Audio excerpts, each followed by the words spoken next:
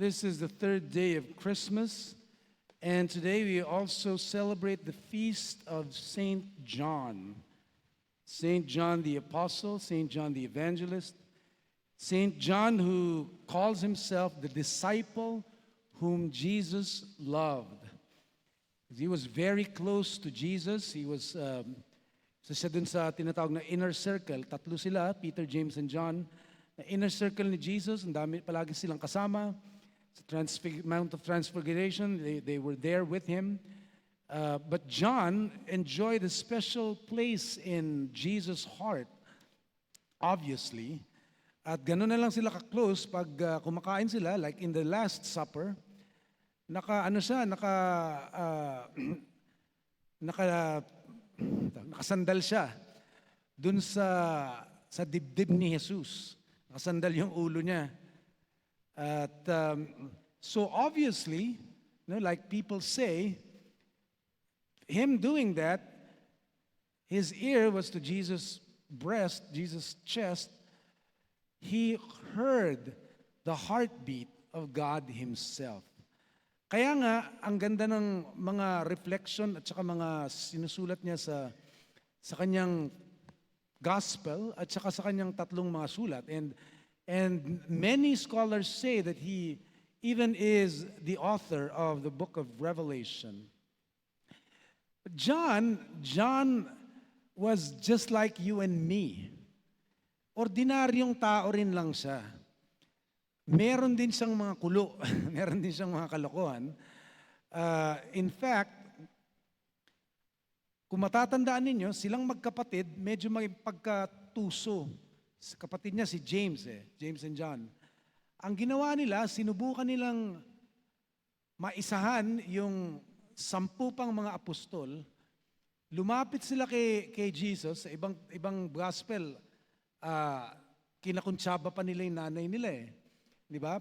Lumapit kay Jesus tapos sinubukan nilang gulangan yung iba pang mga kasama nilang apostol at sinabi na, Panginoon, pwede bang makipag-deal sa'yo? Pag naging hari ka na, ilagay mo ako sa kanan at yung kapatid ko sa kaliwa. Para kami yung kanan at kaliwang kamay mo. At nung narinig ng ibang apostle, nagalit sila, no? Dun sa dalawa. So you could see the self-centeredness in the heart and the mind of John when he was not yet totally transformed by what he learned or what he heard from God's heartbeat through Jesus' chest. Yung pag-ibig ng Diyos at ang pag-ibig sa kapwa din, no? But also, siya rin, silang magkapatid din, yung madaling magagalitin, no? Madaling magalit. At may pagka-hambog, may pagka-mayabang. Remember this incident when they were on their way to Jerusalem, at ang pinakamabilis na daan dun sa syudad ng Samaria. Yung mga Samaritans at mga Israelita, hindi sila exactly magkaibigan. Magkaribal sila, magkaaway sila. Actually, half-brothers, but hindi magkatugma especially sa religious beliefs, sa paniniwala nila.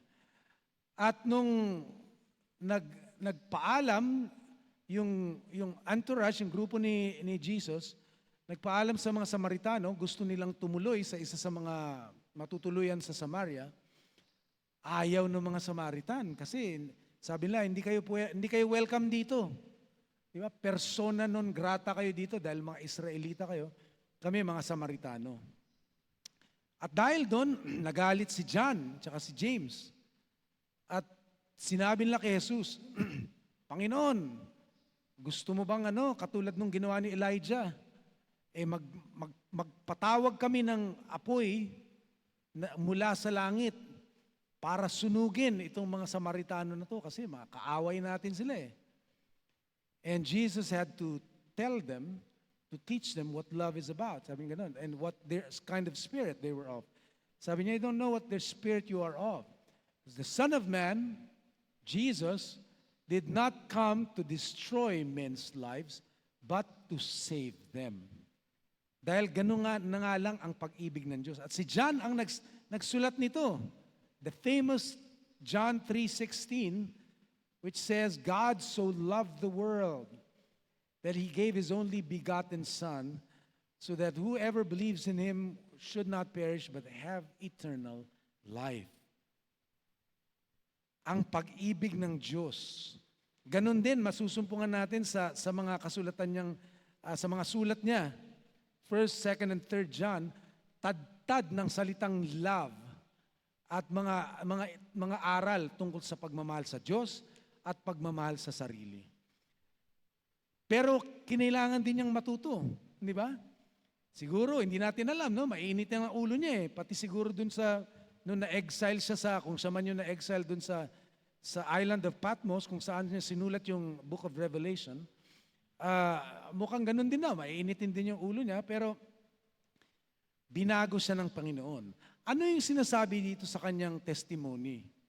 Na tayo, katulad ni Juan, mga pangkaraniwang tao, pero kapag natuto sa Panginoon, kapag nakatanggap ng kanyang biyaya, ng kanyang kalakasan, ng kanyang abilidad, matututo rin tayong magmahal. Katulad ng pagmamahal ng Panginoon. Hindi ba? Si John, katulad ng ibang mga apostoles at saka ibang mga santo, mga ordinaryong tao rin sila. Minsan, ang iniisip natin parang mga superhero sila, Superman, no? Pero katulad din natin sila. Natutukso, katulad natin, pinagdaanan din nila yung mga temptation at yung mga bagay na siguro madaling magpagalit, madaling magtanim ng pagkamuhi sa mga puso laban sa tao, madaling questionin ng Panginoon dahil sa mga paghihirap natin at sa mga injustice at kawalan ng katarungan sa paligid natin at nararanasan din natin.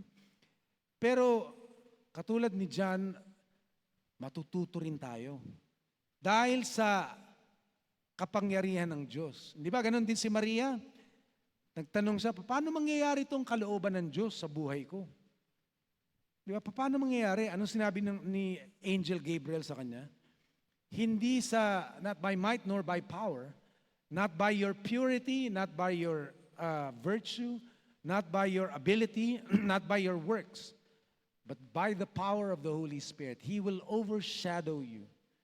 And because of that, you will conceive and bear a son, and he will be called the Son of God. Ganon din tayo, ipagbubuntis din natin ang Panginoon, ang kanyang pag-ibig, at iluluwal din natin yung pag-ibig na yun. Pero sino magsisimula? Ang Holy Spirit. Ang gagawin lang natin, katulad ni Juan, katulad ni Maria, sabihin natin, be it done to us, your servants, Lord. Let your God's will be done to us according to His plan. When we do that, then God's power will be displayed through us, just like it was in the life of John and in the life of the saints. So, yun lang sabihin natin, no? Mag-submit lang tayo, sabihin natin sa Panginoon, Panginoon, bahala ka na, andito ako, sisidlan, gawin mo ang nararapat ayon sa kalooban mo at gamitin mo itong makasalanang tao na to na walang magagawa bukod sa kapangyarihan ng iyong Espiritu Santo.